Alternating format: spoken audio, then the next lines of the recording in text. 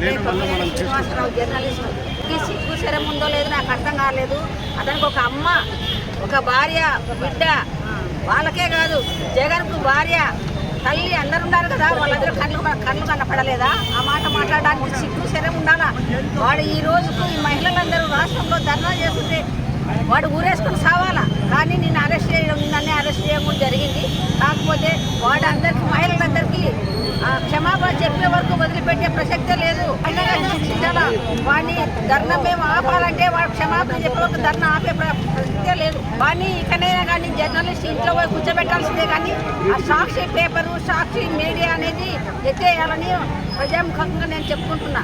ఇక ముందైనా ఎవరే కానీ ఏ జర్నలిస్టుగా ఎవరు కూడా తీసుకోకూడదు. తీసుకుంటే మాత్రం మనకందరికీ, మన రాష్ట్రానికి, మహిళలకే కాదు అందరికి సిగ్గుచేటుగా ఉంటుంది. అని ఇంటికి సాగనంపడం మంచిది. జైల్లోనే కూర్చోబెట్టి ఎంతైనా కఠిన శిక్ష ఇవ్వాలని కోరుకుంటూ